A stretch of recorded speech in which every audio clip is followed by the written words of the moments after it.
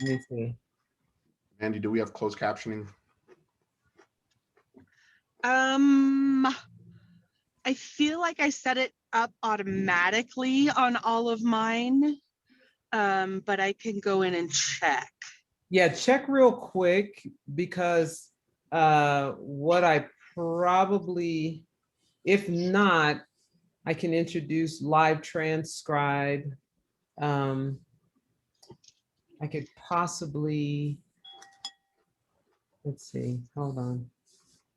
Sure, just give me like 2 minutes. I'm just getting back from lunch, so I will run upstairs real quick. Oh, there's a water main break out here.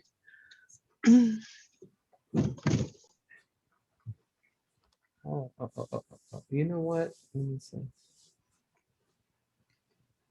I can do setups.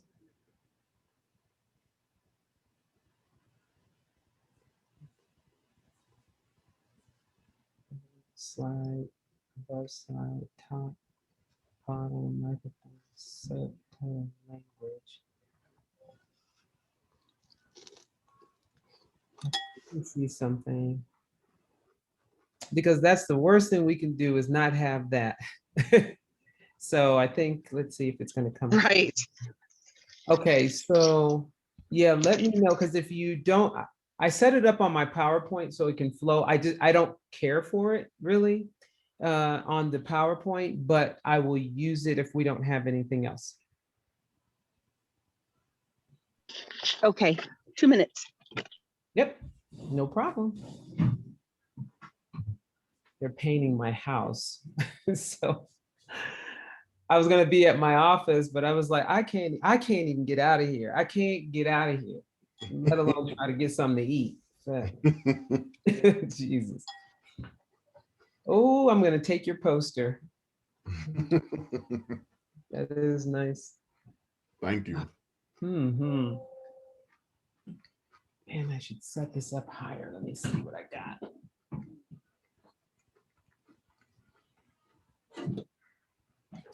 How exciting. You know, I really do appreciate you giving me this opportunity.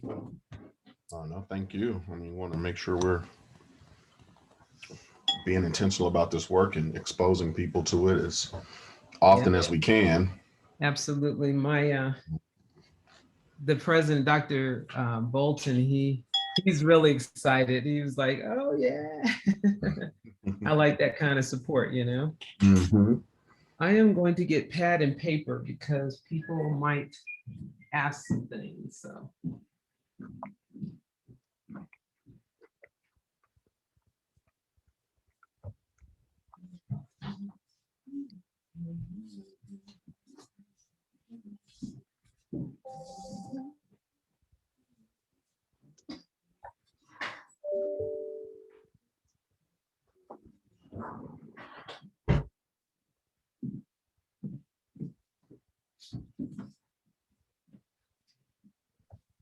Okay, so no, it looks like the closed captioning option in Zoom is to allow you to assign a third-party device.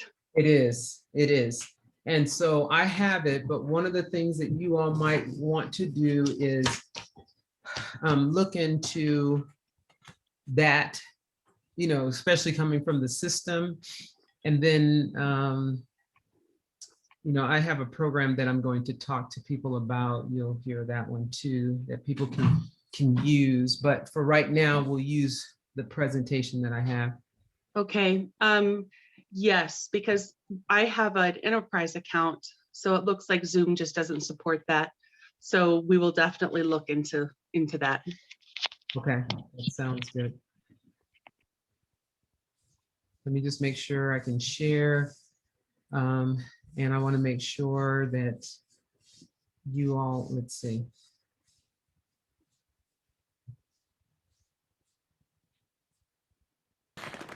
Mr. President, Dr. All right, so let me. All right, well, we're gonna go ahead and get started. Okay, I'm gonna stop sharing. Okay. Cool, and I think it looks like our panelists are in. our guests are here. So Oh, I was like, what? good afternoon, everyone. It is 1 o'clock. Welcome to Equity University.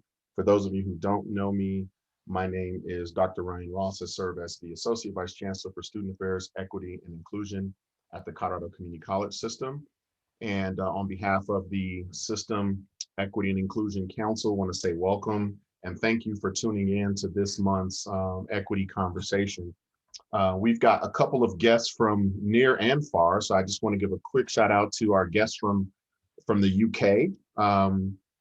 Thank you guys for tuning in and joining us, and to our friends from all around the country who have roots in Denver through the system or otherwise. Thank you guys for joining in as well.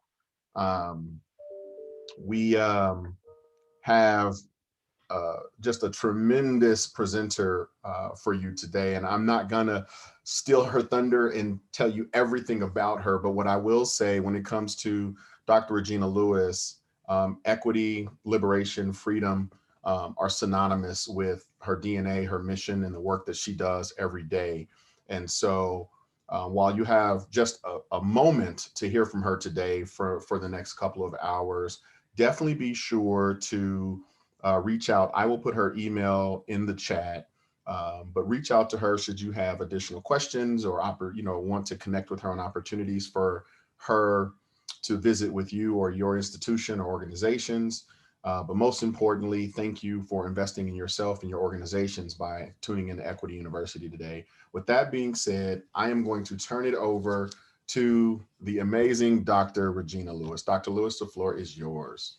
Well, thank you so much, Ryan. This is exciting for me, something that I've always wanted to do. I'm Dr. Regina Lewis. I am a faculty member in the communication department in the Division of Communications, Humanities, and Technical Studies at Pikes Peak Community College.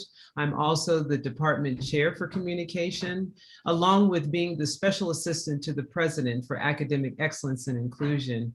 This is the work that I love, and I love our students. I love what I've been doing for many years. So I want to just share with you a little bit more about my background before we actually get started. I actually am an alum of Pikes Peak Community College and really have been an amazing journey. I was a non-traditional student, and so I understand that experience as well. And I went as a single parent, as I made a deal with my son. So the deal kind of went like this.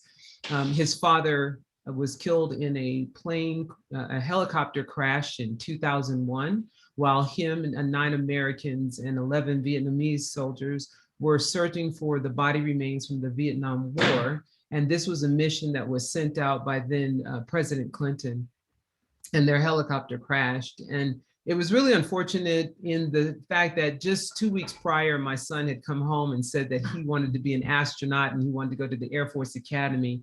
And then suddenly his dream seemed to be crushed. And for me, it was devastating. I knew that I had to do something because at that time I was looking at the daunting statistics for a young Black male in single parent homes had a higher chance of going to jail, being part of a gang, getting into drugs than they ever did of graduating from high school, let alone go to college. And I just couldn't let that happen to my baby, not mine. And anyone who's ever heard me speak knows that I always talk about my son, Charles. That is my conscious bias.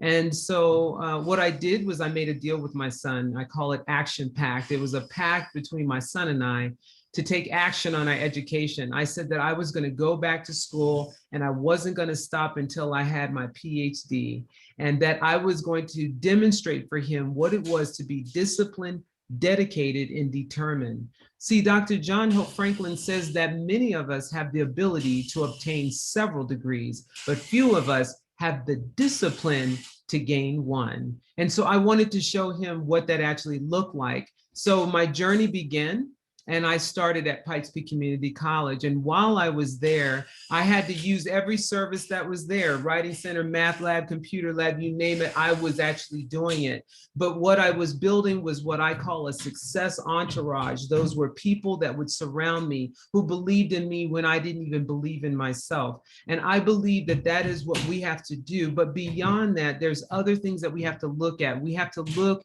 at not just what we do individually when we build a relationship of mutual respect with a scholar or a peer or a colleague, but also we have to also look at what do we do as a system. So we have to get to the level of systems thinking.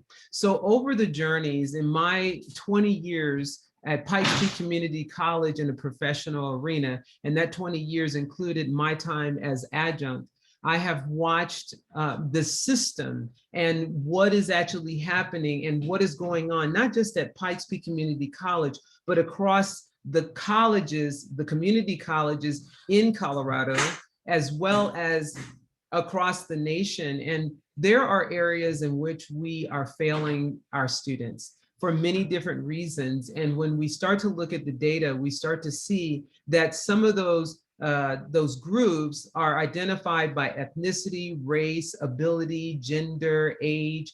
And so this becomes a concern. So when we start talking about systems thinking, which we're going to be referring to towards the end of today's presentation, we need to stop and think about, what are we doing to contribute to this system? And we'll see what that's all broken into.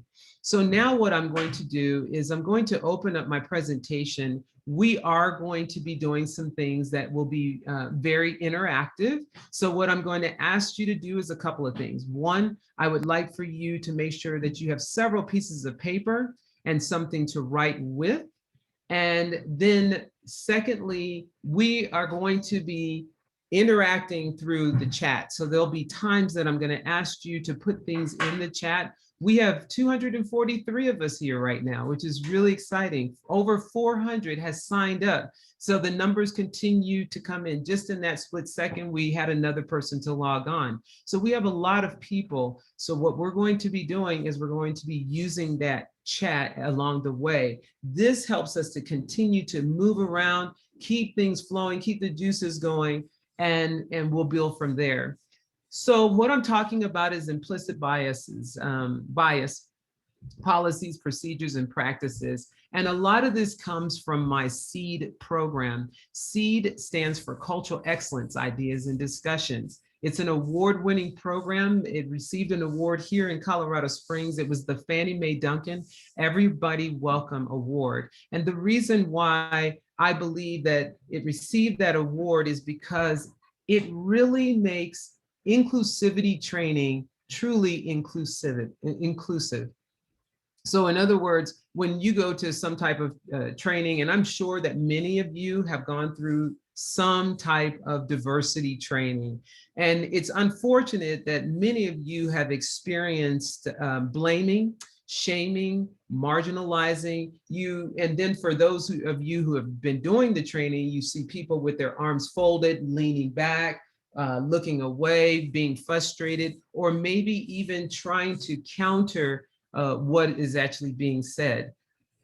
Additionally, when we go through the training, as soon as the trainer leaves, then what we see is a Band-Aid of change. And that's unfortunate. It's like when you rip off the Band-Aid, then everything goes back to normal. Or those who went through the training, they understand certain concepts. They're trying to implement those changes, but they are now coming up against those who have not gone through the training, and it makes it very difficult. So when you want system training, it's important to train the system, train everyone in that. And that's not always easy, but it is possible. I just finished doing a system-wide training for a district. There was 1,200. I'm getting ready to do another 1,500. It is possible to do, but it's great when people know that when you go into inclusivity training, it's not that you're included until you disagree. Not in this training. This particular kind of training or talk is one that all perspectives are accepted. because we have to look at it from different angles and different perspectives. So that's what we do here. So seed training has actually 3 different levels. The first level is the level of awareness, being aware of our unconscious bias. Now, some of you like to use the term implicit bias, some uses unintentional bias, and they all have a slightly different definition. So really looking and paying attention to what those different nuances are is extremely important. But after getting that awareness, not only that you have unconscious bias, because a lot of people will come in and teach you that you have unconscious bias and that you should be paying attention to your unconscious bias and do something about it. But the fact of the matter is that when you're unconscious, there's nothing you can do about it. So I'm going to be talking about it a little bit differently, as well as in that training, we talk about courageous conversations, really how to have those courageous conversations, because implicit bias or unconscious bias isn't something that just happens to other people or that you do to other people, but it actually happens to you too. So all of us are impacted by other people's unconscious biases. So how do you bring that up in a way that is not highly emotional, that you get an opportunity to have the conversation and feel like you've been heard? You cannot control a person's actions. You cannot, but you can control what it is that you say. So I always say, you can only control your controllables.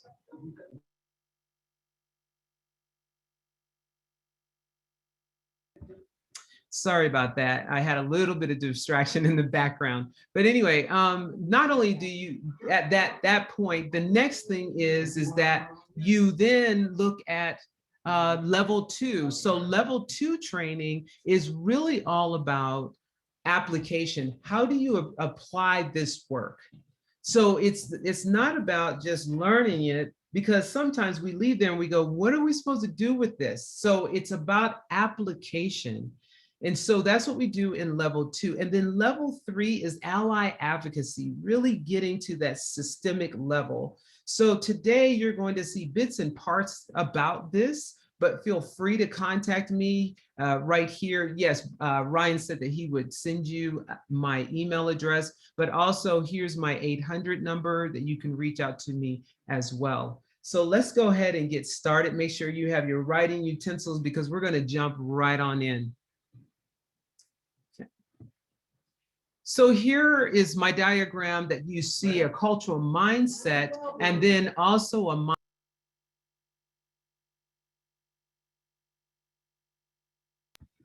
so you have a cultural mindset and a cultural mind shift. So on the cultural mindset is what we all have.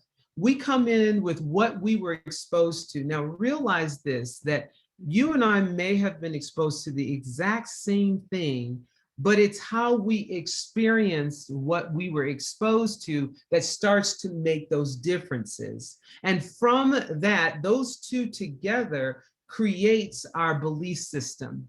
Our belief systems goes directly into what we value, who we value, how we value. And then those bleed right into our thoughts. What do we think about other people, situations, groups, policies, procedures, practices? And then it continues to rotate through. And in order for us to get to a cultural mind shift, which is when you start changing your thinking, or you use it, you start approaching things differently, that's not always easy and it's not always comfortable. But how do we actually do that? Well, we have this space in between. This is where you experience what's called the amygdala hijack.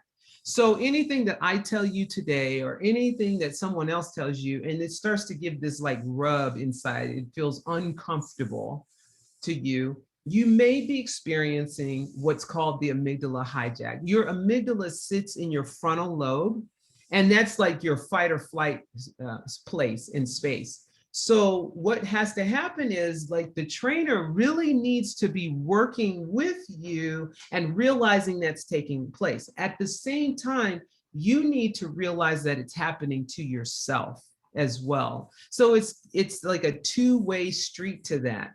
So regardless if you're in a training or you're reading something or you are viewing something, realize that that's what's going on. And so in order to have that cultural mind shift, then we have to bring in new perspectives. Those new perspectives will allow for you to be able to see things differently, different from what you've seen in the past. Now, you've got to allow that to happen. That's the reason why this is an open to learning environment. Let's hear those different perspectives, even if it's only from one person's voice, because that lone voice is just as important, extremely important. So in addition to that, you go through experiences. So we're going to do some experiences today. You're going to be watching some videos. You're going to be writing down some things. You're going to be putting things in the chat and going back and forth and reading what other people say. So between the perspectives and the experiences, this helps to build empathy. Empathy is where shift really takes place, but allowing yourself to experience that. Now, please understand, there's nothing wrong with your mindset. There isn't.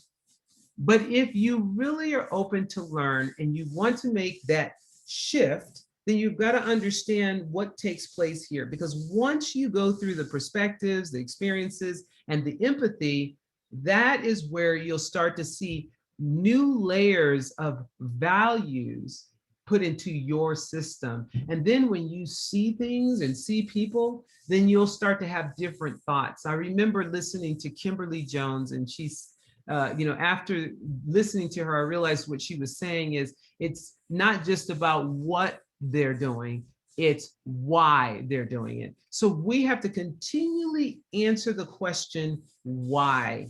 Being more people over process, or adding people to process instead of having one as a hierarchy. So I'm going to ask you to pull out your first piece of paper. So if you would pull out a piece of paper, blank piece of paper here, what I'd like for you to do on that is I want you to draw down the center a vertical line about 3/4 of the way down. Now on the left side, I want you to write cultural mindset. This is where anything that I bring up, anything that we're discussing, whatever your first thought is, I would like for you to go ahead and write that on the left-hand side. This is your cultural mindset. This is where you stand on things. And then if you start to hear things that are different, if you hear things that are different and you say, I'm still here, then that's fine. But if you find that it's starting to make you think a little bit different, you want to do more investigation, or you realize like you had this aha moment, then that is going to be the side where it's your cultural mind shift. So this is like a baseline for you. You get to look at it. You don't have to share it with anyone if you don't want to. When we're doing this in my seed training, we talk about it at the end, but really this is for you to understand, why do I think the way that I do? Or what were some of the things that I need to now investigate? The last part that I'm going to ask you to do is at the bottom. I want you to draw a horizontal line. At the bottom of that, I want you to write the word out. Love this part.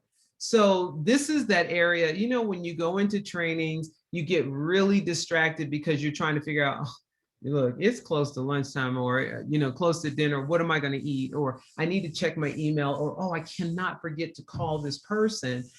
And oftentimes, if we haven't decided what to do with that thought, or we haven't put a date on it, or a time, or an action, we continue to stay out of the session and we are busy spending our time with that. But in this particular case, if you write it down almost like a grocery list, it's fantastic because you can write it down, you know where it's at, you won't forget it, and you can get back to it as soon as the training is over. So it gets you back into the session faster and quicker. So you can use this in many different ways. So I'm using this in the context of culture, but you might want to use it in a meeting. You might suggest to people to say, okay, on the left side, I want you to write down different points that we're making here. On the right, I want you to put down action steps or ideas, and then the out at the bottom. So there's many, many different ways that you can actually use it. So for the sake of this particular workshop today, I'd like for us to have a working definition for unconscious bias, something that we all can agree upon. And let me tell you why this is important. This is important because when you're talking to a colleague or anyone and you are referring to a particular term, especially when it comes to this EDI work, and it's used incorrectly, it can create a lot of challenges, a lot of problems for a lot of people. You don't want to be accused of something and find out later that's not exactly what they meant.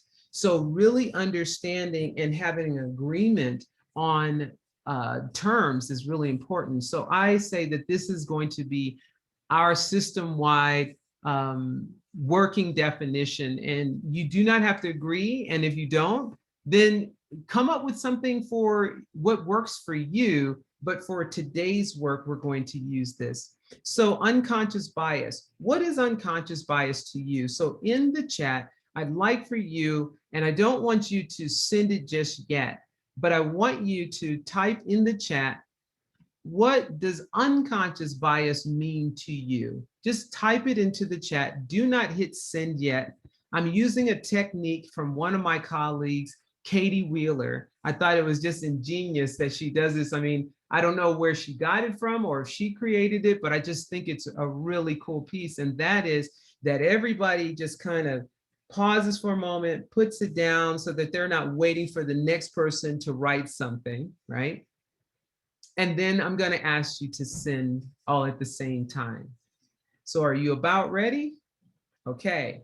So now that you've written down what you believe it is, then please go ahead and press send. And I see that somebody's asking if I'm going to be giving out this slide deck. This slide deck will not be sent out because it's intellectual property, but if you're interested, feel free to get in contact with me and we can have a conversation about it. And I do have a couple of handouts that I could definitely discuss and get to you. All right, fantastic.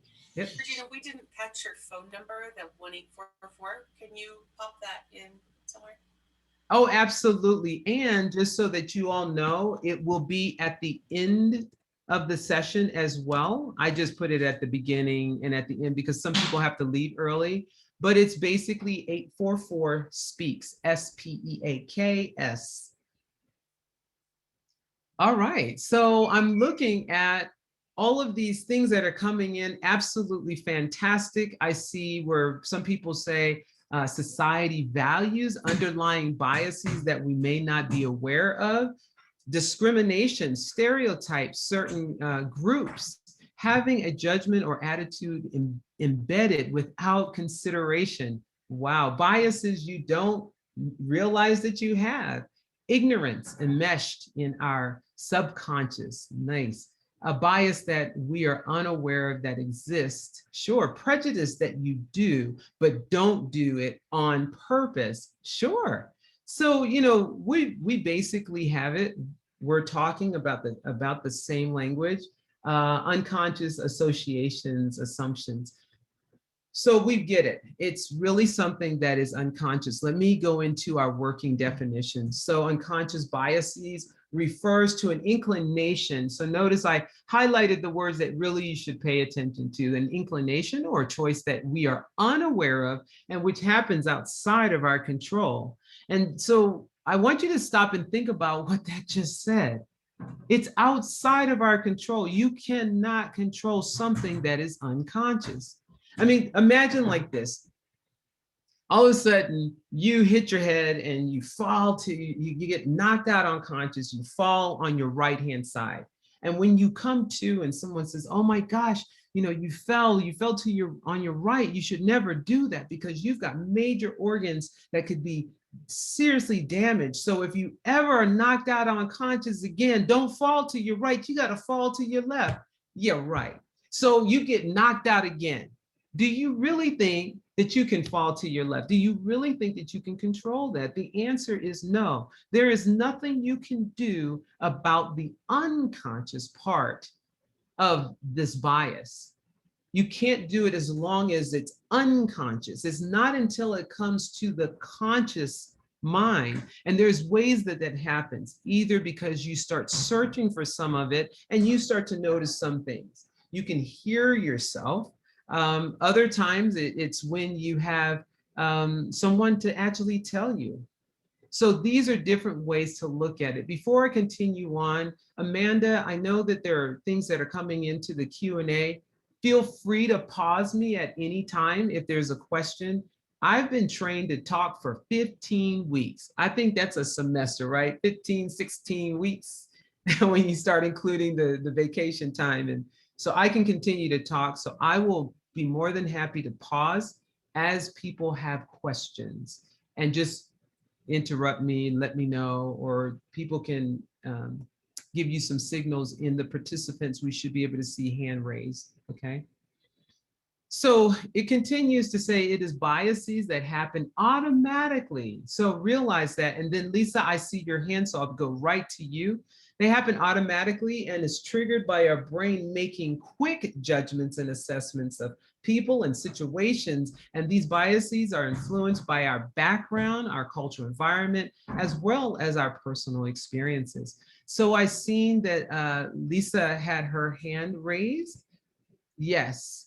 So, and I see where it says, let me see where we go from here. So Vian says accent bias can be defined as the unjustifiable discrimination of individuals who speak a language with an accent. The perception of accent is usual, and people tend to act more favorably to people that speak like them, just like they tend to be more accepting of people that look like them. And so when you say, can we talk more about that? Absolutely. You know, there are different types of biases, and I'm so glad that you're putting it in there, because what I want people to start reading and seeing is that there are so many different types of biases, because unfortunately, what happens is that we go straight to race oftentimes. And it's race plays a significant role, but there is so much more than that. So Amanda, I'm gonna go ahead and let you field some of the questions as I take a pause. Okay, so Aziz, I've unmuted you. What is your question?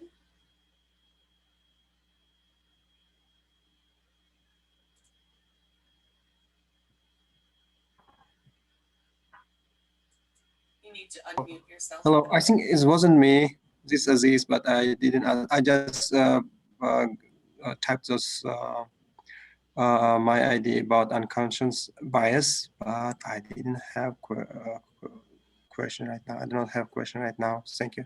Okay. Joanna, if you would unmute and ask your question. Same for me. I also did not have a question. I was just sharing my definition. Oh, okay. I will lower your hand.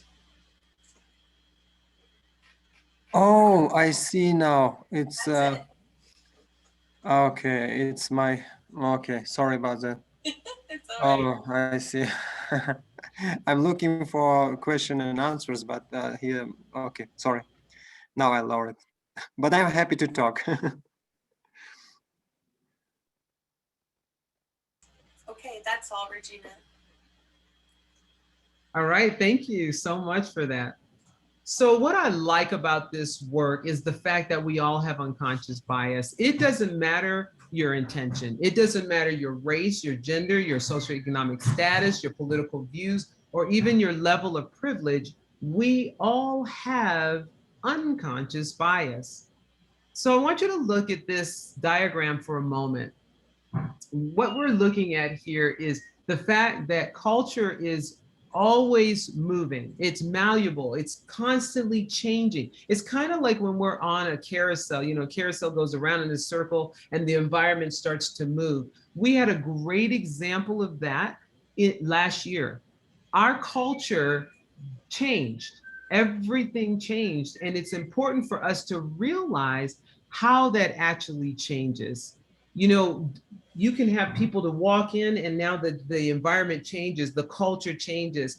During the year of COVID, I mean, we're still in it, but when it began, then we started to see that there were people who were unmasked and those who were masked. And so we had to look at those different cultures. And then there were layers, the intersectionality of those layers. We started focusing on those of different ages more deeply for different reasons, who could be physically distance, undistance, and those who had to be distance. So our cultural environment is constantly changing. And at the exact same time, our biases are in motion all the time, going up and down between conscious and unconscious. This is constantly moving. So I want you to take a moment. I want to take a moment and show you this video. I just want you to watch it. And then afterwards, I'm going to have you respond to it.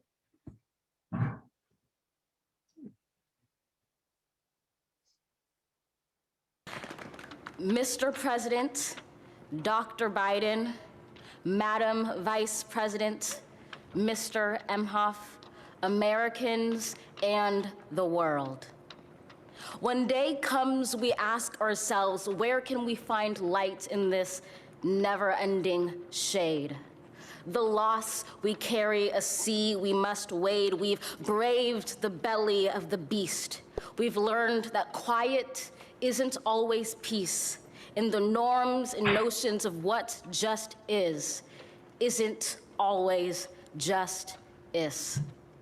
And yet the dawn is ours before we knew it. Somehow we do it. Somehow we've weathered and witnessed a nation that isn't broken, but simply unfinished. We, the successors of a country and a time where a skinny Black girl descended from slaves and raised by a single mother can dream of becoming president, only to find herself reciting. Hold on, before we continue, I want you to be jotting down, words or phrases that you hear that resonates with you and how this can apply to this work, in terms of our scholars, in terms of our colleagues, in terms of our schools and our system. So jot those down, because this is where I'm going to be asking you questions.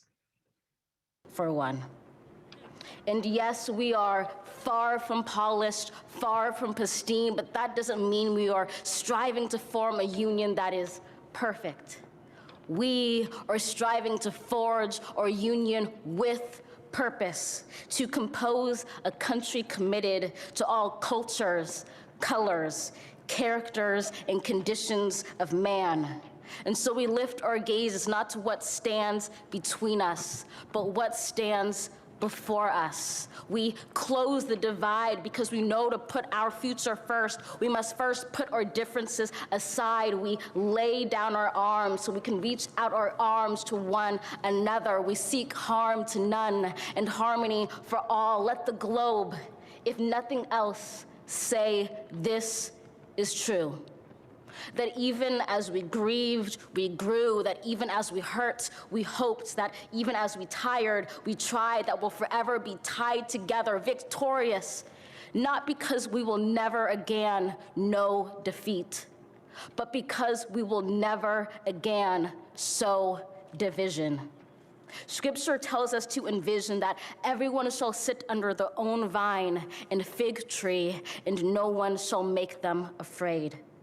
If we're to live up to our own time, then victory won't lie in the blade, but in all the bridges we've made. That is the promised glade, the hill we climb, if only we dare it, because being American is more than a pride we inherit. It's the past we step into and how we repair it.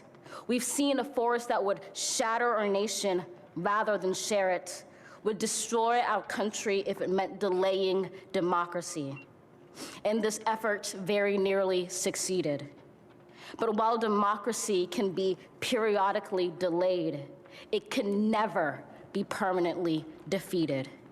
In this truth, in this faith we trust, for while we have our eyes on the future, history has its eyes on us. This is the era of just redemption. We feared it at its inception. We did not feel prepared to be the heirs of such a terrifying hour, but within it we found the power to author a new chapter, to offer hope and laughter to ourselves. So, while once we asked, how could we possibly prevail over catastrophe?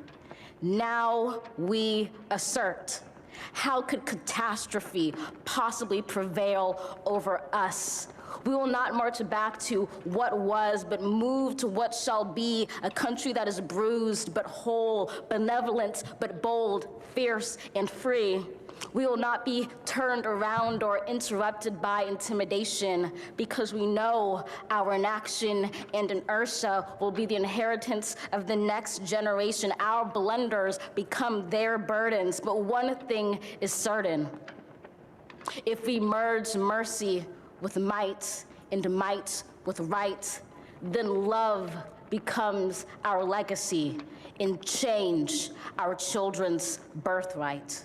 So let us leave behind a country better than the one we were left. With every breath from my bronze-pounded chest, we will raise this wounded world into a wondrous one. We will rise from the gold-limbed hills of the West. We will rise from the wind-swept Northeast, where our forefathers first realized revolution. We will rise from the lake-rimmed cities of the Midwestern states. We will rise from the sun-baked South. We will rebuild, reconcile, and recover in every known nook of our nation, in every corner called our country. Our people, diverse and beautiful, will emerge battered and beautiful. When day comes, we step out of the shade, aflame and unafraid. The new dawn blooms as we free it. For there is always light, if only we're brave enough to see it, if only we're brave enough to be it.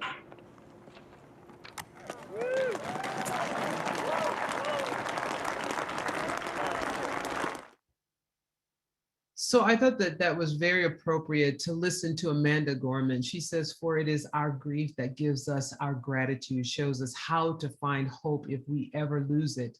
So ensure that this ache wasn't endured in vain. Do not ignore the pain. Give it purpose, use it." So there are many different things that she said that could resonate with all of us in this work. This is why we're here. This was not something that was mandatory, but over 200 of you are here to do something, to hear something. And so when you listen to her words, then I asked you these questions. What words spoken by Amanda Gorman resonated with you? Put that in the chat, along with how do her words and or phrases relate to challenges, concerns, opportunities within the community college system. So I'd like for you to put them there. And what I love about this is all data. The things that you're putting in the chat is data that Ryan and his team could actually collect and be able to say, you know, these are areas that we can actually use. This didn't come from somebody prescribing it, but actually coming from you and coming from me. And that's what's most important. So looking at this, not between us, but before us. Yes, grief equals growth. We love it, love it. Oh my goodness. Striving with purpose. And that's what we want to do. When we start thinking about this work, this is what it's all about. It isn't about division. It's not about leaving someone out or placing the blame on any individual or any particular group. It's about what do we do together? It's about brave. I love this. Kelly says brave if. Okay, another one. What just is not always justice. Yes. Fierce free. Just is justice. Never again sow division. And when I hear that, I was writing here, I says, never again division, but again, we will sow division because we have division. We're seeing that when we start thinking about the types of institutions that we have. We've talked about, I've heard the term anti-racist institution, and it rubs many people differently. And that is part of that amygdala that we were talking about. When we hear those terms, are we talking about a particular group? Are we pointing fingers? The answer is no. What we are doing is we're looking at a system that through data, when we examine it, is actually dividing and marginalizing particular race of people. But not only do we have that, we have ageism, we have sexual orientation isms, we've got all different types. So we need to make sure that we understand this work. Our blunders become their burdens. Yes, yes, bold, fierce, free, triumph, positivity, grace, gratitude. These are things that we want to be able to apply. How can we take the words from Amanda Gorman and really start to use them? Well, one of those ways is to first understand how our unconscious biases actually work, and then start to realize that we have blind spots that we need to consider. So I want you to take a look at this video.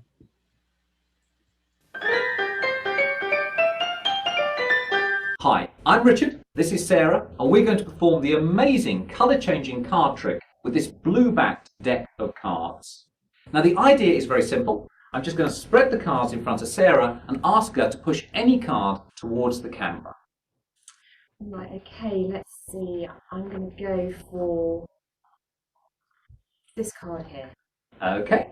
Now Sarah could have selected any card at all from the deck, but she selected the card which is now face down on the table. And what I'm going to ask her to do is show us which card she selected. Right, so the card that I chose was in fact the 3 of diamonds. The 3 of diamonds, okay, an excellent choice. That card goes back into the deck. Now I'm just going to spread the cards face up on the table. Do a little click of the fingers, and you'll see that Sarah's card here has now got a blue back. Not particularly surprising. What's slightly more surprising is all of the other cards have got red backs. And that is the amazing colour-changing card trick.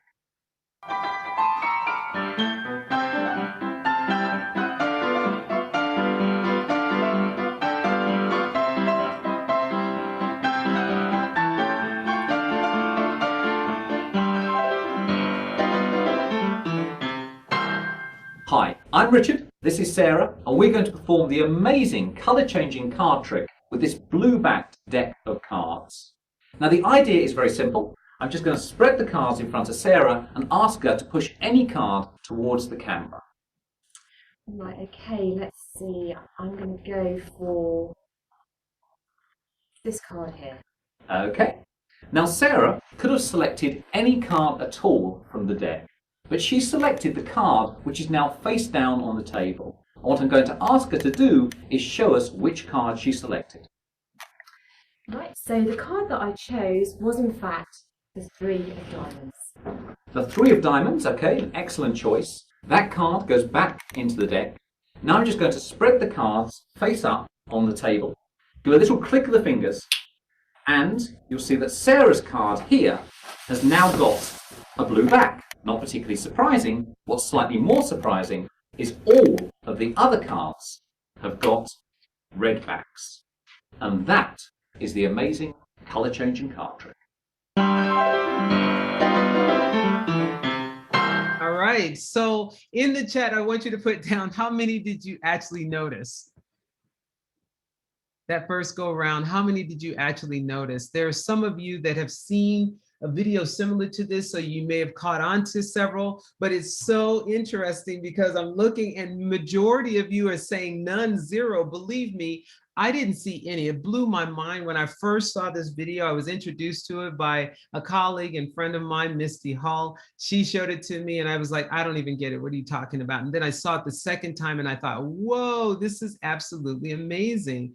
And so what this video is really about is the fact that our attention is being guided towards, say, the cards, right? And it's because he's doing it, and that is kind of like what's expected of you, to focus on those card tricks, but we're missing all of the other things that are around us. And so those become like our blind spots. Even though things are right in front of us, we still miss some things. So say, for instance, you say, oh, I saw all four. Okay, that's great. But did you notice the woman that didn't have any shoes on? Or did you notice the signals that were being given? Did you happen to think about the types of people that may not be able to engage in this video the same way? Those who might need closed caption. Now, I know that we've posted that there is a way, the live transcribe, so that you can have closed caption, and I appreciate that. But say we didn't have that there. What about those who are colorblind? We have to open our minds and think about, how are we engaging? So right now, I'm talking about at an individual level, some of the work that you can concentrate on and focus on and do something about from an individual level, but it goes even deeper. So what I want you to think, and pause for a moment, think about the system in terms of the community college system, or think about it in terms of your college, or in your classroom, or in your department, wherever you are, faculty, staff, classified facilities, whatever the case may be. And I want you in the chat to put down, what are some of the blind spots that you miss, or we miss as a whole, that there's those blind spots that it's like, wow, you know what, now that I think about it, this is something that we need to start looking at, because we're leaving groups of people or situations or learning styles or whatever the case might be out. So in the chat, I want you to put down what our mental health is, a huge one. Absolutely, Ruth. Thank you for that. What else is there? Even down to the micro level. I'm talking about just maybe there's certain groups of people, they're not being recognized, or not being valued, or they don't have a sense of belonging, right? How our policies and procedures really impact students at their reality and level. I love how you said at their reality and level, right? Defining our terms, yes. Evening hybrid course options for people who work during the day and the weekend classes as well. Let's see, colorblind, red-green colorblind, passive students, the elderly, right? Job, family, financial stress. Yes, so which brings into question, what are we going to do when we start transitioning? Everybody starts going back full-fledged into operating the way, like classes. There's going to be a lot of people that have adjusted to this way, that they have other things in their life that they've been able to balance. So that could be an intersection of different people's identities. They can't see the color changes, blind spots, signs in other languages that are missing, hence not useful. Language diversity, yes. Food insecurity and housing insecurity and the impact of learning. I mean, this goes on. Transgender, how teleworking is viewed. Yes, yes, transgender policies, ableism, microaggressions, high touch for students in high school, teachers always on students. Then they come to college, no one to guide the new student, just tell them to swim without teaching them how. Yes, language unfamiliar to students. Do you see how this list goes on and on? This is touch points. This is data, rich data that we can all look at and realize. So when you see this again, we start to see how it all applies to our job. So Dr. I started, pardon me? Dr. Lewis, we have a question from Carol Brown. If you want to unmute yourself, Carol. She asked a little bit ago, but it actually seems to apply now to what we're discussing. Sure. Carol, you just have to unmute yourself. She's still there? Okay, I guess moving on. Oh, Carol said, I am only using chat. Absolutely, understood. So is there something that she wrote that you could read to me? It was way back there. Okay, all right. Carol, if you wouldn't mind typing that again, that would be fantastic. And then Elizabeth says access to technology, Wi-Fi bandwidth.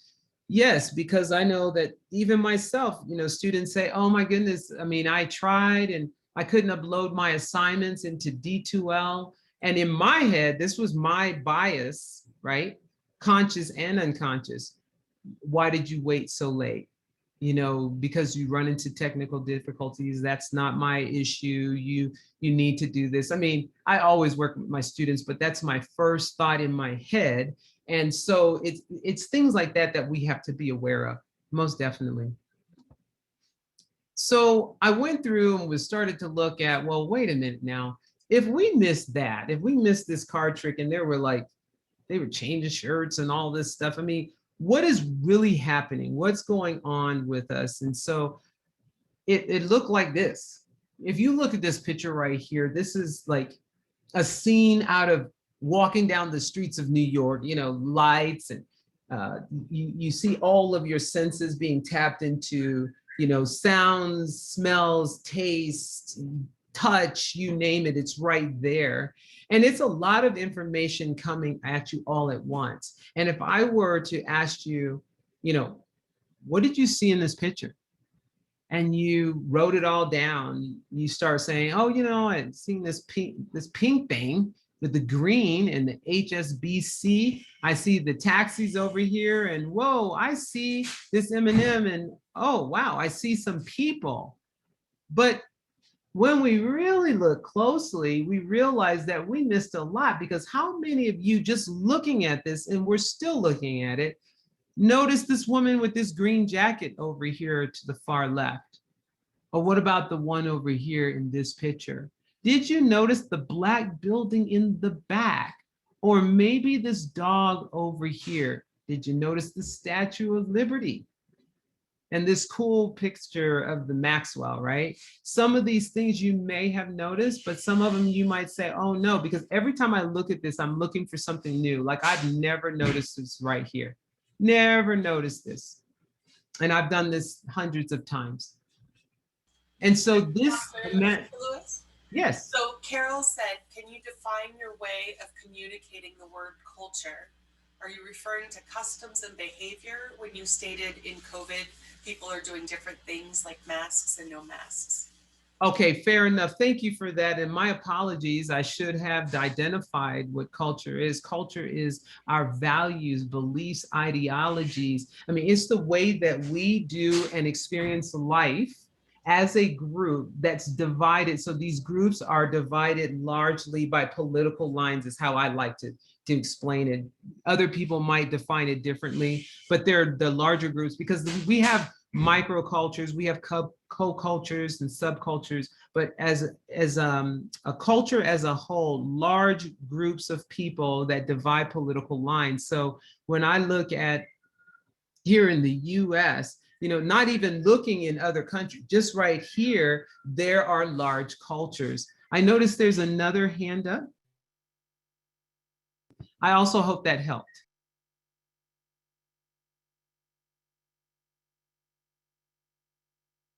Amanda, was there someone else? I thought I saw another hand up.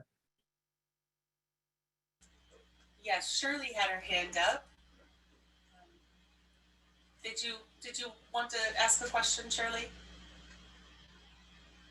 You need to unmute yourself though. I can't do it.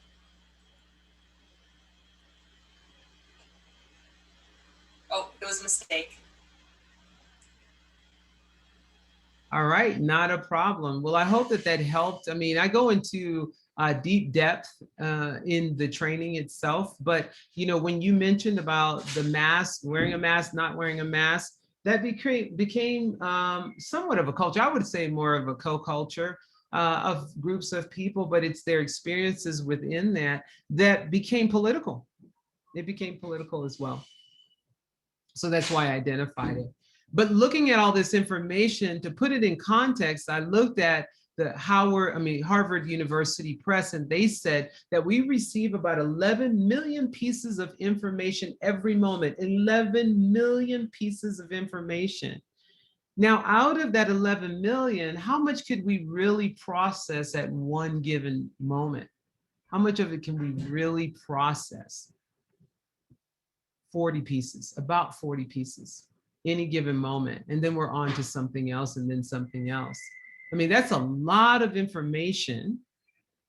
And then we don't process as much of that information. 11 million, and we only process about 40 pieces. So the question is, what happens to the other 99.9999996%? That is our unconscious. That's all part of our unconscious. Unconscious bias is so huge that it's like your conscious is like a grain of sand on a sandy beach. So when a person says that you can do something about your unconscious bias, just visualize that. Some of our unconscious bias is necessary so that we don't have information overload, or so that it can save our lives. I mean, back in the caveman days, I mean, you look and there were people hunting. And as soon as there was a rustle going on in the bushes, they didn't stop to think, like, let me consciously think about this. Now I notice that there is something rustling over in the bushes, because believe me, they probably couldn't even point their finger in that direction before they would get gobbled up. So sometimes that is a survival technique. So this is why we have to understand that even though it may not be our intention, it may still negatively impact another person. Now understand that not all unconscious biases negatively impact another person. But when it does, what do we do about that? Because we have to remember that our intentions, we have our intentions, but we have to remember that intention and impact are two different things, two totally different things. So I also work for the Center for Creative Leadership. I'm an executive coach, and we talk about this all the time to understand that even though it wasn't our intention, it still can negatively impact another individual.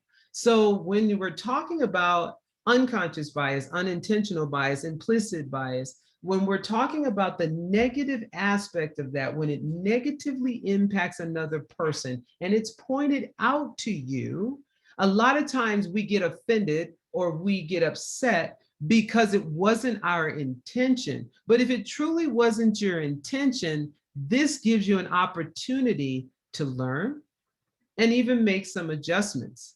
So here you are. This is you with your intention and your conscious biases. And you're doing your work. You're doing the policies, practices, procedures. You're talking to another individual. You think that you're doing the right thing. You give a person a compliment. You say, where are you from? Whatever the case may be. But within those actions has unconscious biases that hits like a prism. So if you think about a prism is like a crystal triangle. And if you shine a light in it, something happens inside that makes all these colors come out on the other end. So if we use that analogy for unconscious bias, what we're seeing is that when we bring in our intention and our conscious biases, it hits. Unconscious bias takes place on the inside. And when it comes out on the other side, it can impact the person over here in a negative way. So if it negatively impacts a person over here, it's now about, what do we know about this? And then what do we do about this? So as a communication major, I study and I teach about the Johari window. So some of you might be familiar with the Johari window, but I used it in this context. So if you look at it, over here is our conscious bias, and over to the right is our unconscious bias. Now, our conscious bias is something that we know. We know our own conscious bias, and if we disclose those things, then they're known by other people. So that's that open self, right? But then there is this hidden self. This is where we hide some of our conscious bias. If we're prejudiced, if we don't like something, if we really favor something. I mean, the list goes on of our biases that we know we have, but we hide it from other people. The only thing about this I want you to keep in mind is sometimes we think we're hiding, but people know. Not all the time, but there are times when people actually know. On the other side of this is our unconscious bias. This is the area that's not known to us. We don't know it, but other people may have been impacted by it. And when they're impacted, as you can see here, sometimes they have a courageous conversation to let you know.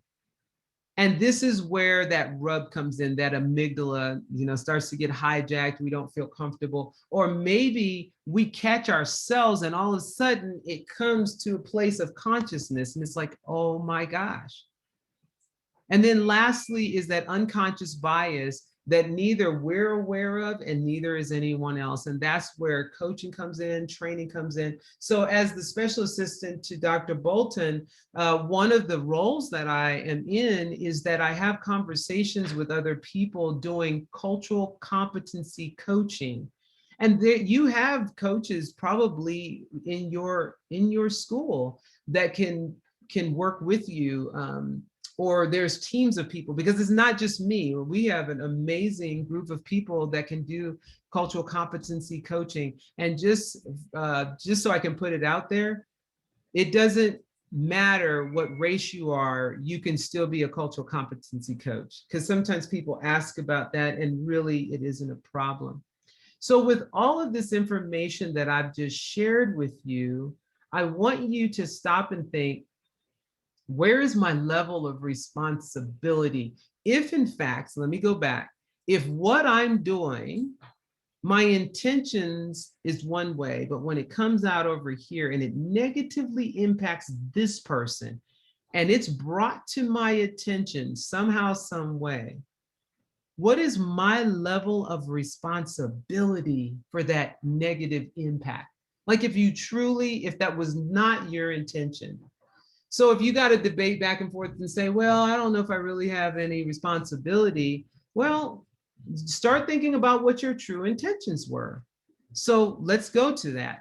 Here are 7 different stages that you can go into. And in the C training, I go into more depth as to what you can actually do to grow in these areas.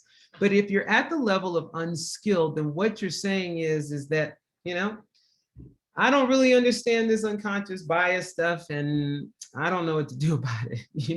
It doesn't make any sense to me, right? So I don't have any responsibility. Or are you at the level of refusal where you say, you know what, it wasn't my intention, so I'm not responsible if it negatively impacts you or anybody else. You could be at the level of deflect. And if you're at that level, that's where you say, you know what, if you're hurt by it, then you need to get over it. Pull your, pants up, pull your bootstrings up, get over it, whatever the case may be. So for myself, I am a war veteran. So I was in the Air Force and I fought in Desert Storm. And as a matter of fact, this is the 30th year anniversary of Desert Storm.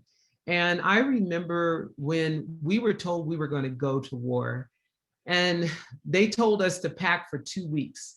So we did, and we ended at our base, and we were there for 6 months. So by the 3rd week, we were running out of the items that we brought with us. So they had somebody to go and buy more products. And with those products, they went ahead and they said, okay, here you go, you can buy whatever you need. And I noticed they were missing 2 major things for me. 1, feminine products. 2, hair care products. So I went to them and I said, I don't have what I need. And this is what they said: you should have brought more. Well, maybe you can contact family and friends. That was deflecting. Reflect is when this person says, I was negatively impacted, fill in the blank, however they say that. Because not everybody's going to say it in a way that feels good to you, but they say it. And if you're going to reflect, then you're going to listen to what they have to say. You're going to listen and try to learn from it.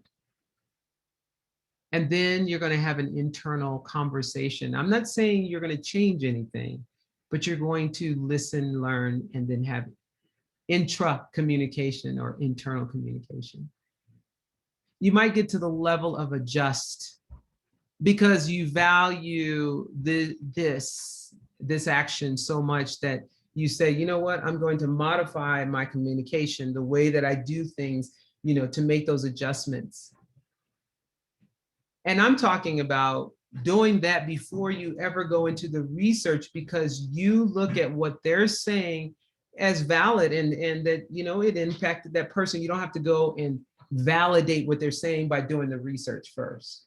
But then afterwards, you do research so that you can seek and search information about that impact, not just on that individual, but overall, what is the impact that it's happening? So think about this in terms of the college, because that's all part of it. And then lastly is that level of support. Where are you? Where you would actually speak up and speak out and look at it at a deeper level to say, you know what? We need to look at the entire system, not just me, because this isn't just happening here. This is happening deeper and wider. So where are you? And there are times when people say, you know what, I kind of hover around, two of these or something. I don't know. So in the chat, put down where are you? Your level or your stage of responsibility as it stands right now, regardless of what it was about, right? What would that be for you? Adjusting and reflecting. Okay, Angela, yeah. Reflect and adjust. Reflect. Yes, adjust. When I do these trainings, I have some people who say, I'm all the way in deflect. I was like, I hear you. That's just where it actually is.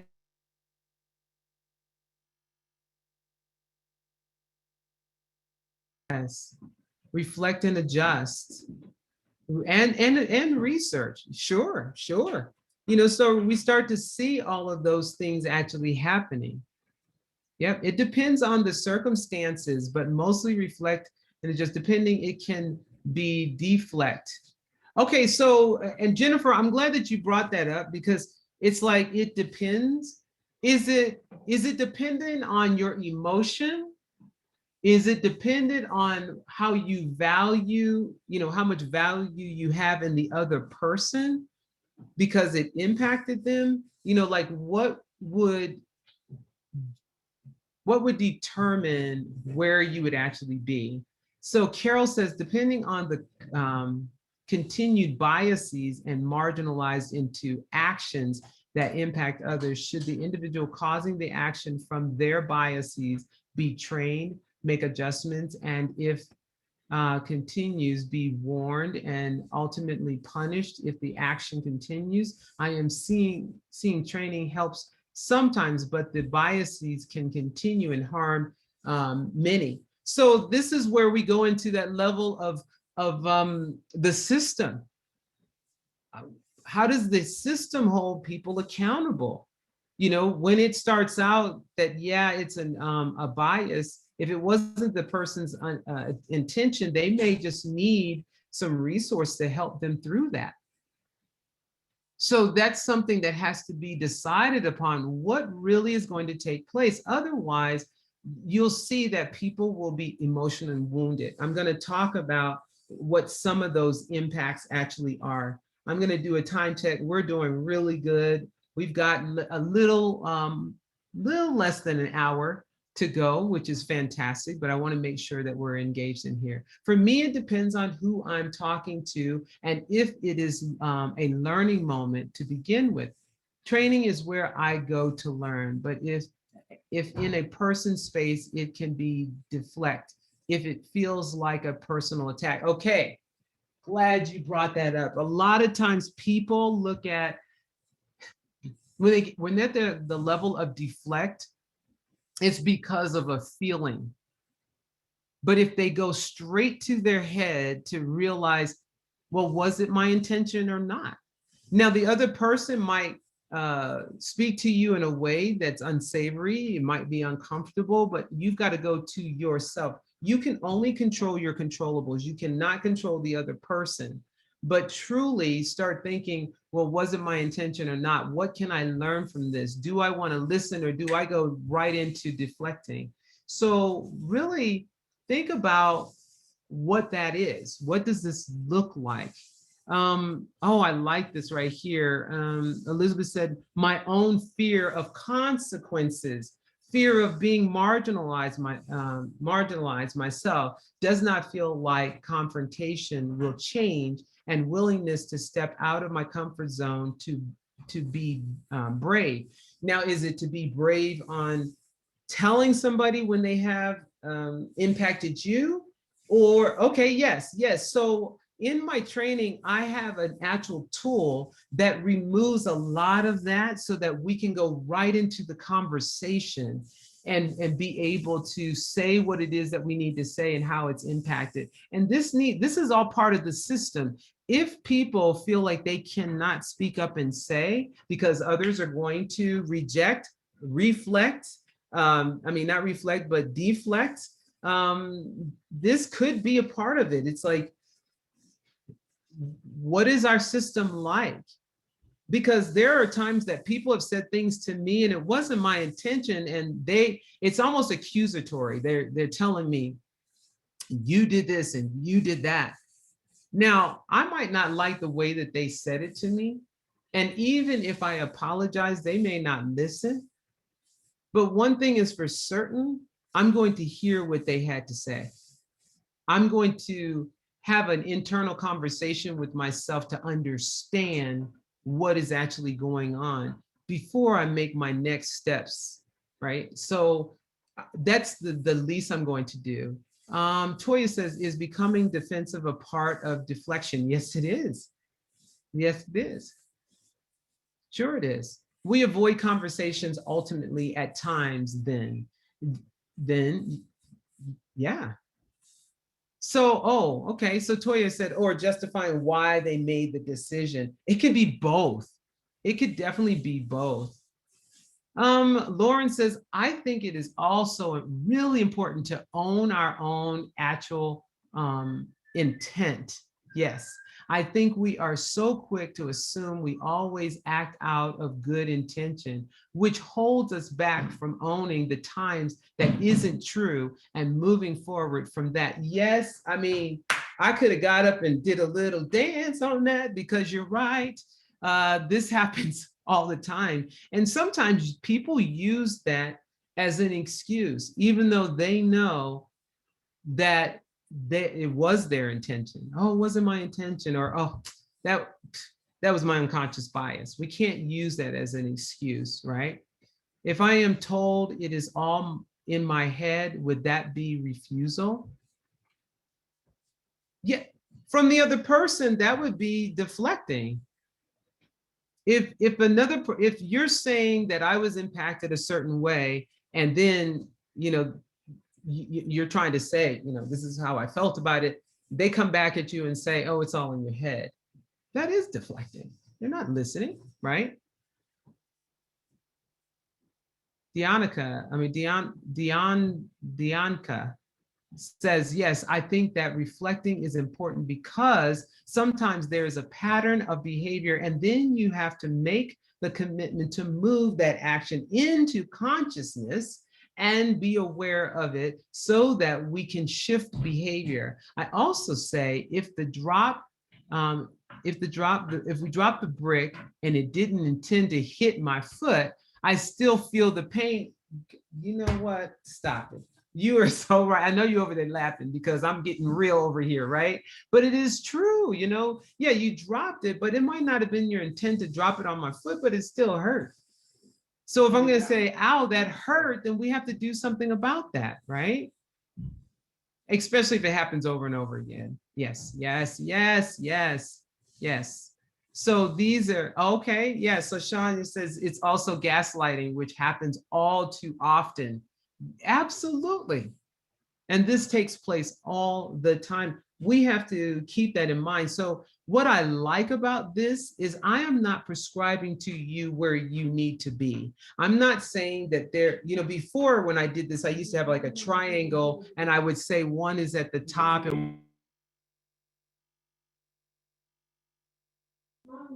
and so, there would be this triangle at the top. And so it would be one of those things where people felt like they had to get there. And that's not what it is at all. It's just finding out where you are in all of this.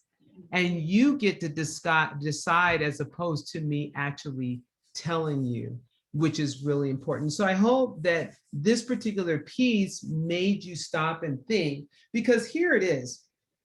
Regardless of where you are here, I want to talk about the impact of unconscious bias on another person. Oh, well, before we do, let me just give you guys this opportunity. This is a great exercise. I want you to write a situation where you were impacted by someone's unconscious bias. So I want you to write that down for yourself. And I want you to think about it for a moment.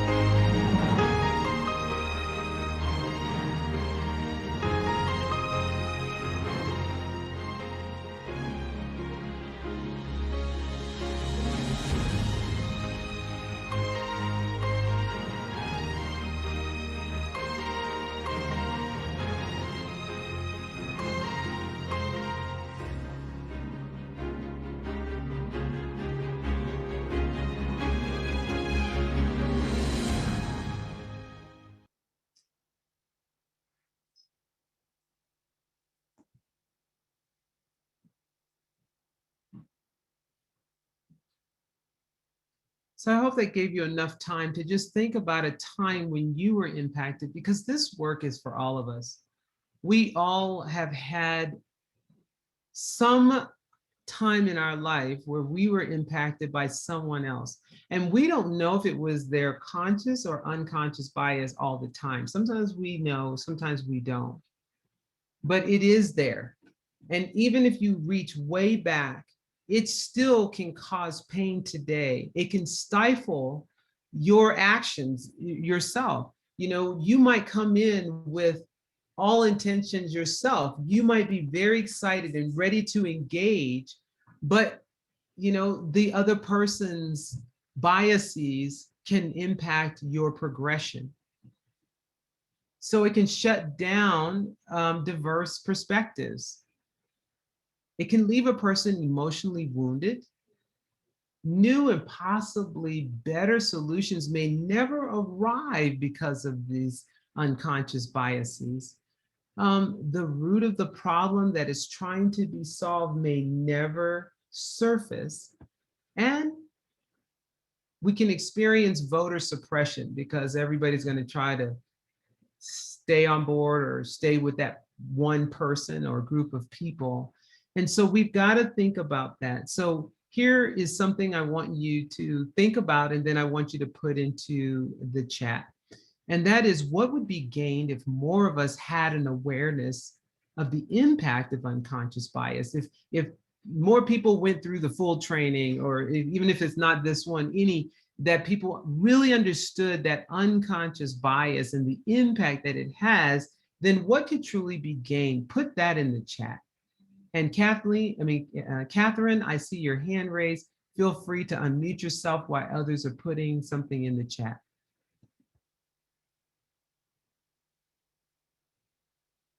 Yes, empathy. I think we learn to listen more. Empathy, unconditional positive regard, the ability to change, compassion.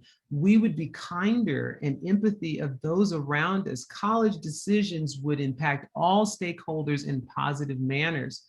It could, it could generate difficult but necessary conversations. Absolutely. Much more empathy, compassion to a world that works better for all, understanding. So here's the question from Carol. Is there evidence that more people are conscious rather than unconscious bias? I am not sure. No, more people have unconscious than conscious. There's a lot of research out there. That's where that 99.99996 comes in. That's where our unconscious lies, a lot of our work. So definitely pull up that. And if you reach out to me, I can send you some research on that. We need more of that, especially for those that hold unpopular opinions. Sure. And Catherine, you have a question?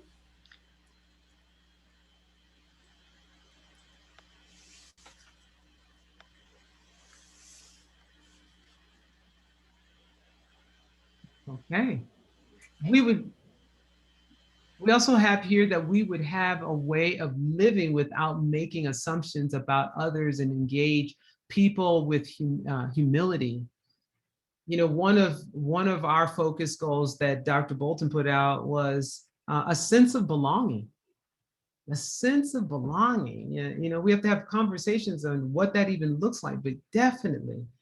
Yeah, so we have here, I'd want to listen. Curiosity may become more of a default. I might grow more comfortable with uncertainty in that way too. Reduction in structural racism, homophobia, sexism, etc.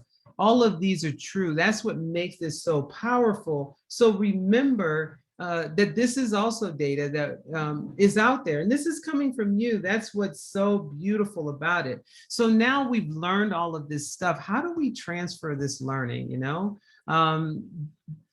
we have to realize that when we transfer it, then there's fairness that takes place, respected spaces. Notice I didn't say safe spaces, but respected spaces, learning opportunities, as well as teachable moments. So that transference of learning actually is applying what we have learned in this situation to a different context. And transfer our knowledge, it doesn't happen automatically. Like, you have to be intentional. It has to be learned behavior. And so we are going to practice some of that. What I want you to do is I want you to look at these exercises, and we're going to practice them some. So the first one is I want you to understand that transference of learning goes from near to far. So we're going to look at something based on what we've learned today. We're going to look at something close to it.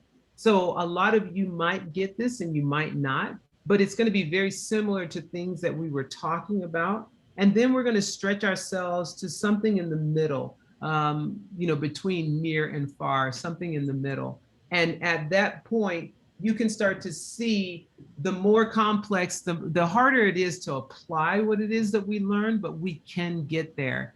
And when we do the full training, then we go all the way to the far. We get some really far out examples at the same time. So the first, yes. There are just a couple of questions. Sure. Let me just address one very quickly. It's right. You're correct. You do not have a mute button or an unmute on your screen. That's because I give you permission to speak. And when you raise your hand, I give you that permission. So Paula Prentice has a question, and then there are more questions in the chat. Yes, I just wondered, you said respected spaces and you specifically said, notice I didn't say safe spaces. Could you clarify the difference or what? Absolutely. Absolutely. So when we say safe spaces, like it might leave people to wonder, why does it need to be safe? Was it unsafe when I came in? Or are you unsafe? You know, so it has its own terminology behind that. And so we start using the term respected spaces, that everyone there is respected. So we build those relationships of mutual respect.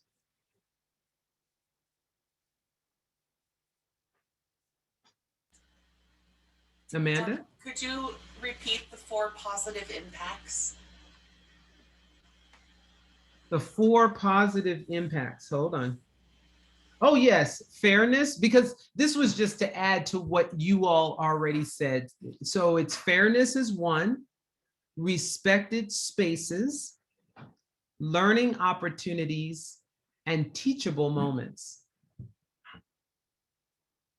And there's actually a really interesting question or a statement from Sean. He said, in our new equity professional development series at CCD, we had a conversation about respect and how that might uphold whiteness and silence marginalized voices. Oh my goodness, I would love to have a deeper conversation about that. And maybe not in this session, but I would like to have the conversation, because something also to know is, if you notice, I didn't use race. I didn't use any of the cultural identifiers to do this training, because I wanted us to look at something that we all can resonate with.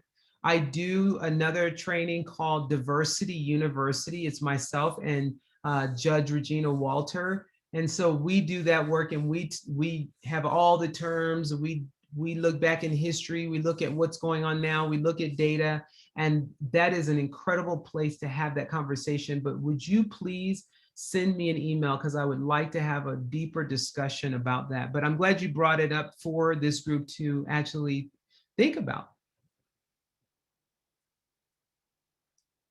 Rachel, what else? I mean, Amanda, what else do we have? So Mary is responding to Rachel. I'm trying to find where Rachel. Well, she says that she agrees we need to recognize barriers in order to work toward removing them.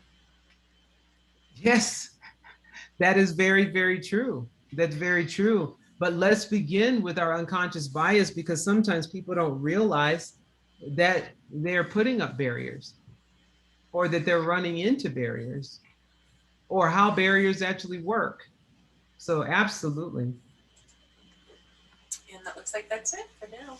All right, fantastic. So what I'd like for you to do is, on another piece of paper, what I want you to do is, I'm going to have you group the individuals that I'm going to show you on the next screen.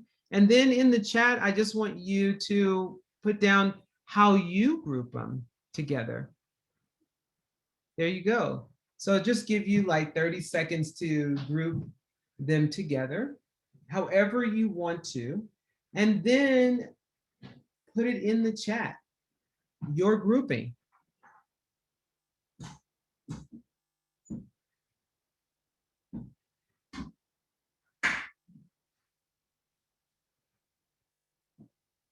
We have about 15 seconds left.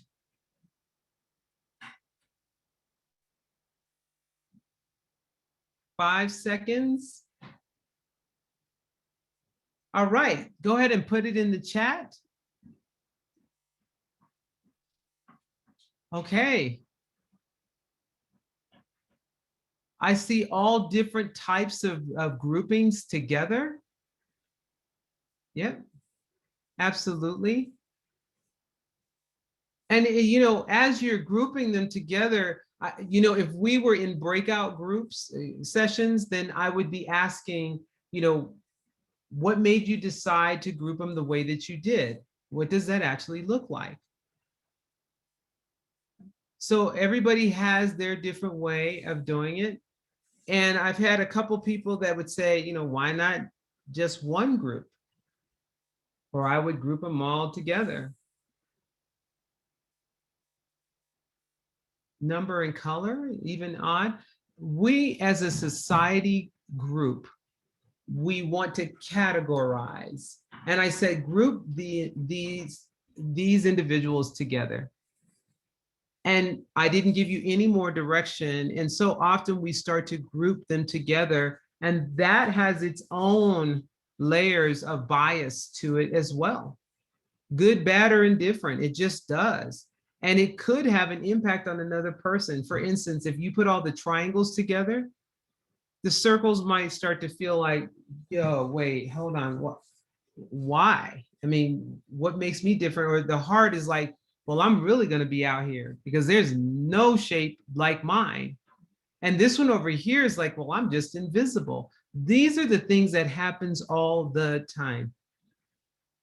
And so, yeah, we could have just put them all together, but just doing this exercise is a great discussion place for yourself, having that intra communication. And this is where we consider this being something that's very near. The next exercise is I want you to draw a circle, a large circle on a piece of paper. And in this circle, what I want you to do is just take a moment, first think, and then I want you to write those individuals who are part of your circle of trust, the people that you trust the most, like the top, let's say the top 5 people, top 5, 10 people. Who are they? Write their names inside that circle. You won't be sharing their names, but I just want you to put them in there. And as a matter of fact, I don't think you'll be sharing any part of this exercise, but I do want you to write this. This is a reflective exercise.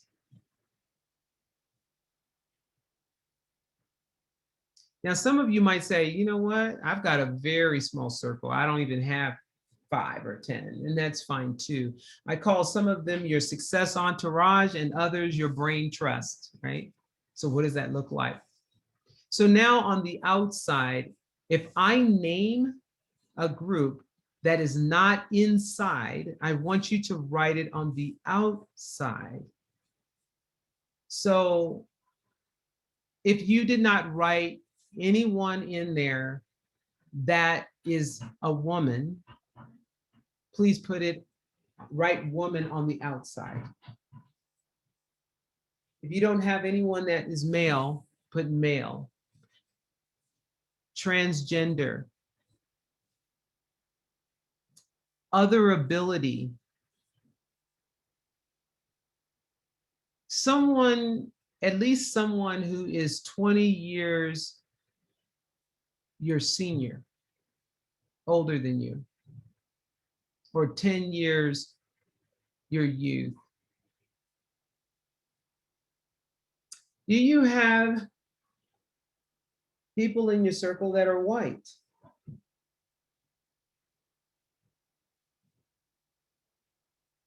How many are people of color? I know you see where I'm going with this. You've got to start looking for yourself and saying, wow, wait a minute. This is who I put and who I didn't put. And why is that? Only you can answer that for yourself. But what kind of impact does that have? Because I know that I work around people all the time, like not just at my job, everywhere, in which their circle doesn't have anybody who fits the description of me. And although they didn't need to put me, it comes out in their unconscious biases sometimes. Doesn't always work that way, but it's just something to think about and how that can influence other things. This sits in the middle between that near and far. And like I said, there's other exercises that we actually do. In order to shift from here, in order to do that, going from that cultural mindset to a cultural mind shift or combining the two, we want to look at being a reflective leader. Reflective leadership is the deliberate examination and critique of our experiences in order to build new understanding, to learn and to solve problems. Reflective leadership requires self-observation critical thinking, and the ability to evaluate oneself and the ability to take others' perspective. So think about that for a moment.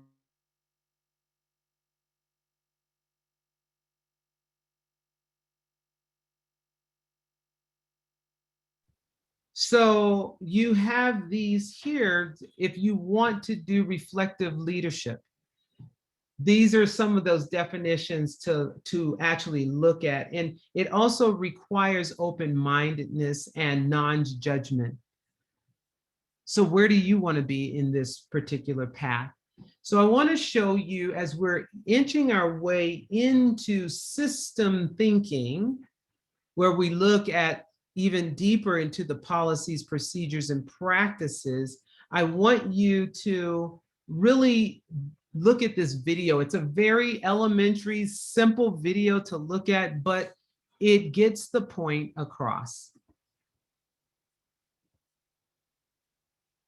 Equity and equality are often confused, but these two words cannot be misused. Maybe you've said equity when you should have said equality. You've used them interchangeably, and that's as wrong can be. I'll illustrate, and then you'll see. There are 3 young boys, and one is tall, and one is in between, and one is small. They are all very good friends despite the obvious difference in their height. So in between and short and tall go out to see a game of ball. They all want to watch the game in the sense they are the same. So one is tall, and that's not all. He's big enough to see the ball. All the talking has to do is stand there and enjoy the view. The middle kid, or in between, can barely see. By this I mean that due to his mid-sized physique, he has to jump to catch a peek. The smallest kid, all he can see is a fence and 2 kids much taller than he. The shortest one is left to pine for the diamond and the painted line. The question then is, does it matter if the smallest boy cannot see the batter? A solution lies conveniently in the form of boxes 1, 2, 3. 3 boxes of the same dimension, perfect for the boy's ascension. With access to the boxes equally, we give 1 box to each of the 3. So the tall boy now, who could see before, is higher now, sees even more. The middle boy can see now too, but the shorter boy still has no view. The boxes raised him higher up, but not enough to get a look. Sharing out resources equally has not allowed all 3 to see. We gave 1 box to each young boy, still the game all 3 cannot enjoy. What if we use equity to give each child enough to see? If equally does not succeed, then give out boxes based on need. So middle child, 1 box for he, that's all he needs for him to see. Tall boy though, he does not need to have a box, that was just greed. He gives it to his smallest friend, so above the fence he can ascend. All 3 can now enjoy the game. Equity, not equality, made them the same. Now think about these 3 young men and their equitable condition. Apply it to the world you see, your life and your community. What if instead of watching ball, the problem was good health for all? What if instead of being petite, you didn't have good things to eat? What if by being small meant your neighborhood had no safe park at all?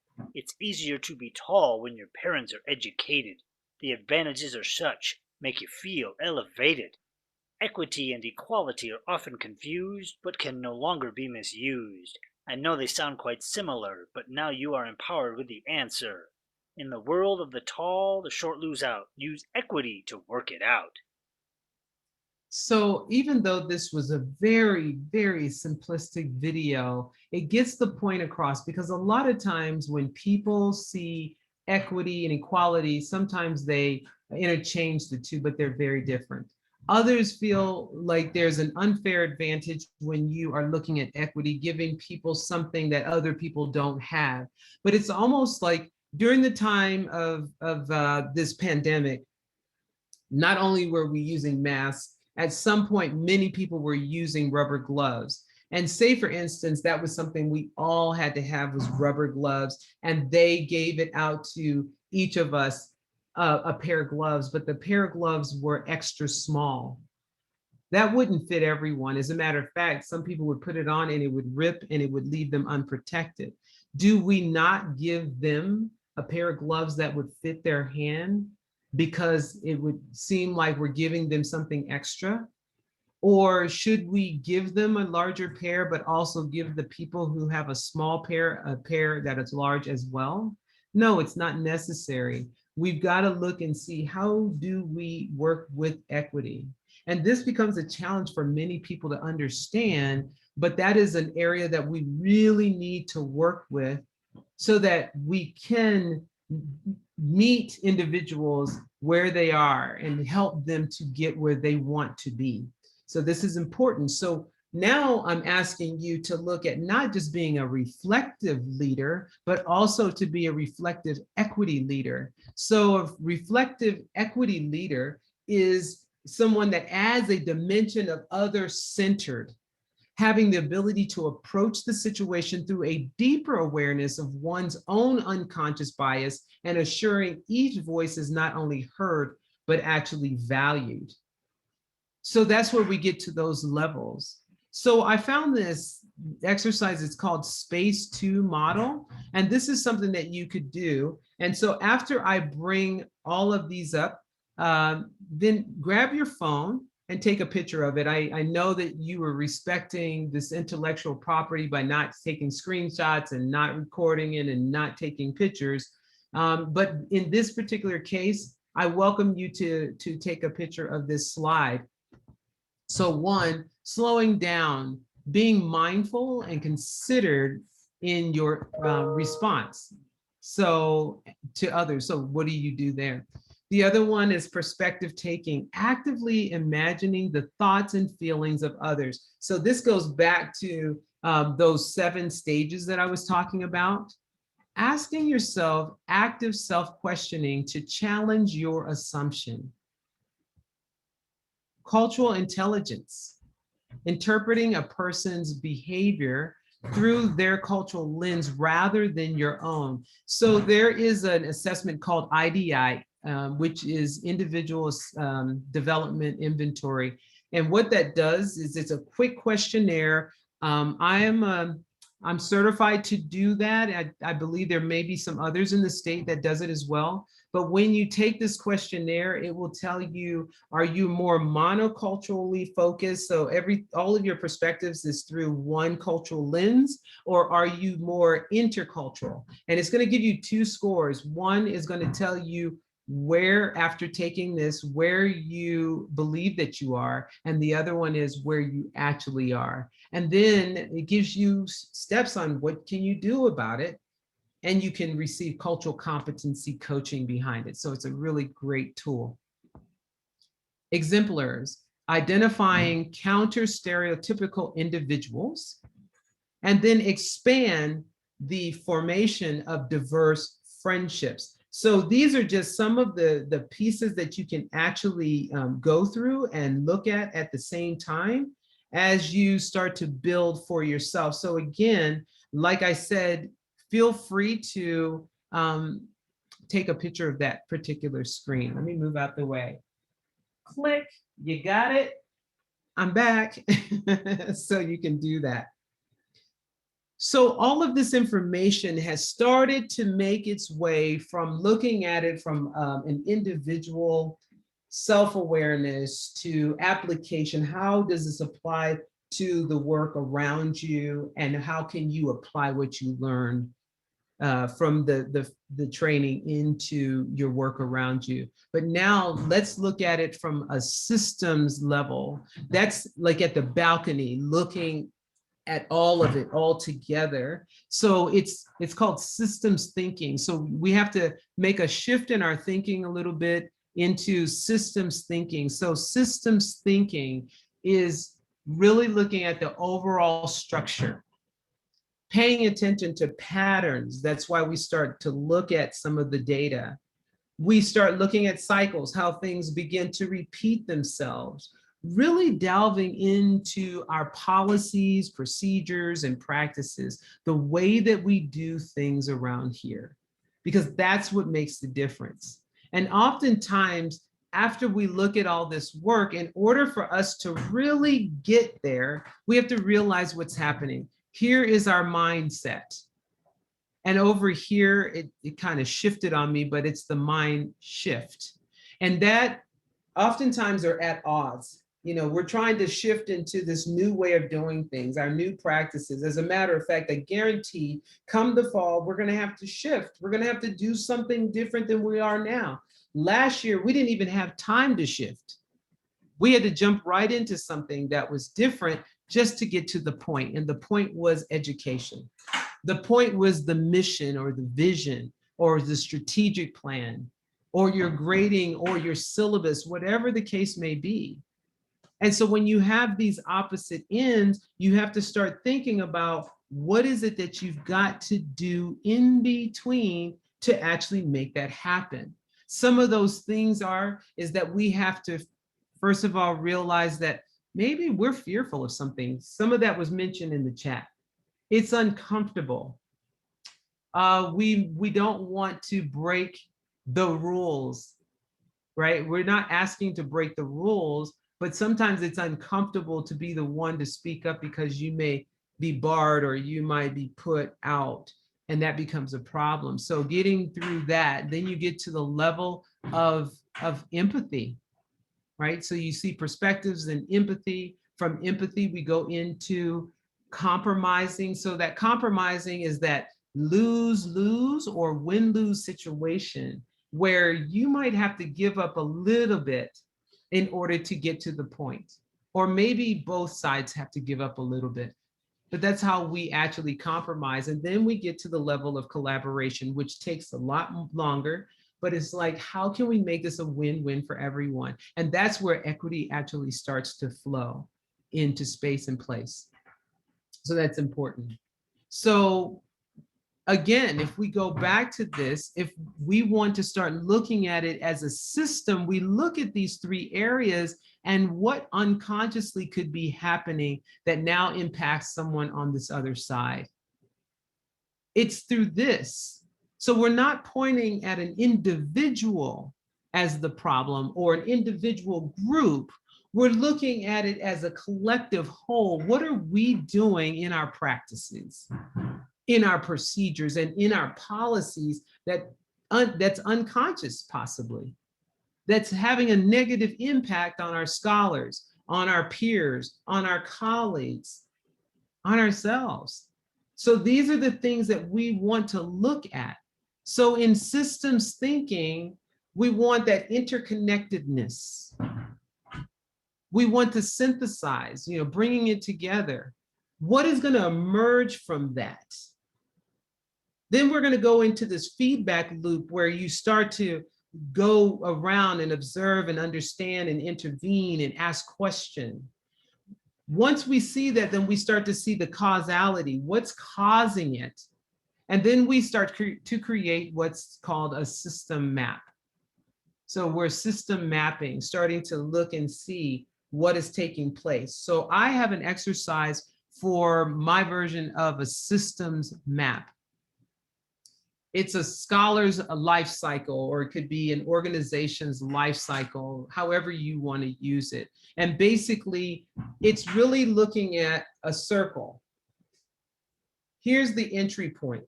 This is where we want people to start, or this is where they start, whether it's because you're hiring someone, or there's a new student, or whatever the case may be. And what is the goal for that person to be successful? And what we're going to be looking at is, where are the barriers that stand in the way of all of that? So I'm going to give you an example, but before I do, I think there was someone who raised their hand. Yes, what was the name of the assessment, the cultural? IDI, Individual Development Inventory. So let me tell you about this cycle. I want you to think about Target.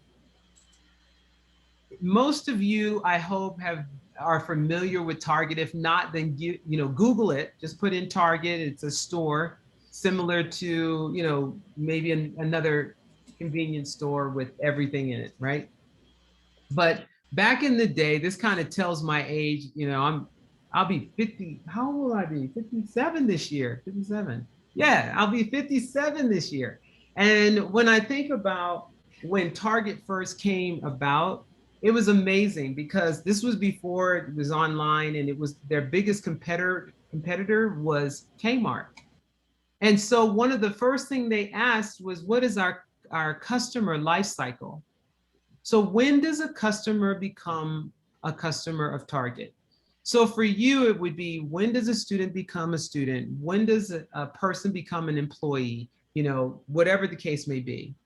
And they started to look and observe and try to figure out, when does a person become a customer? And they decided it was when they were in the parking lot, because when you're in the parking lot, what that does, people start walking at a parking lot pace, meaning that they know exactly what they're going into Target for. So they are making a beeline straight for that. So they are walking really fast. And what they had to decide was what is the goal of people coming into Target? And their ultimate goal was to get people to buy more than what they actually came in for. So how did they set it up? As they were watching, they said, well, we're going to slow them down. So what they did was they made the doors, unlike Kmart, when they made electric doors, they swung open. They almost seemed like they were going to break. But Target, they would open up really slow. So if you've ever gone into electric doors and they take their time and you're like, would you please hurry up? It's on purpose to get you to slow down. And then they used to have all of the Targets set up exactly the same. Over to the right was the sales paper, because psychologically, people were looking more to their right than they were to their left. As you walked in, the shopping carts were to the right, so you could pull a shopping cart. To the left was the food and returns. They didn't want you to pay attention to returns, and the food, you could smell it. So that got you there. You keep going, later on, they started putting shelves over to the right that had like dollar bins. You just had to pick up some. So here you went in for a roll of toilet paper, but you got a shopping cart and you start pulling things off the shelf. But they started having things to intervene in case you got stuck. Some of that intervention was like, if you couldn't find a price, they had little scanners. You could scan it yourself. Or you could pick up the phone, because it would say in 60 seconds or less, someone would be here. No other time could you see another person with a red vest on until you picked up that phone and boom, they would be there. Where are our red vests? What are those barriers in the way? Where are the hidden rules that we don't share with people what the rule actually is? And it could be a number of things. And then you get to the register, and the person ringing you up would say, so did you find everything you're looking for? And what is your response? And then some. So they accomplish their goal. How do we accomplish our goals? We have to look at our policies, procedures, and practices to make it so.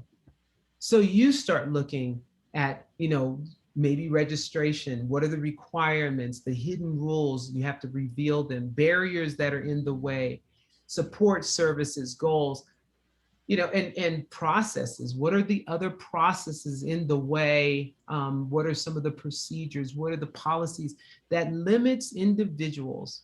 What about those who we have working with each other or for each other? All of this plays a part. So it sounds like we have more questions. Do we have any more questions? No, we don't. Okay, fantastic. So one thing I want you to know is that the elevator of change is out of order. You must take the stairs. It's going to be a slow process because it takes about a year to implement change, and it takes about 3 years to see that change start to take place. It takes 5 years for that change to become organic, but it takes about 7 years for it to become a system change. So we have to be dedicated to this work. We have to realize that we have to put resources to this. We have to make sure that we follow what Dr. Geneva Gay says, and she says that intention without action is insufficient. When I look at the work of Vincent Tinto, he says that, access without support is not opportunity. These are the things that we have to keep in mind as we move forward. There is still over 200 of us here in this session today. To take time out, because every single one of us are busy, to take the time out speaks volumes. You have tools that you can use. What are you going to do with it? Don't hesitate to contact me. My email is there, my phone number is there, my website is there, but you can also just find me through the system, regina.lewis@ppcc.edu. It has been an honor and a pleasure to be able to speak to all of you today.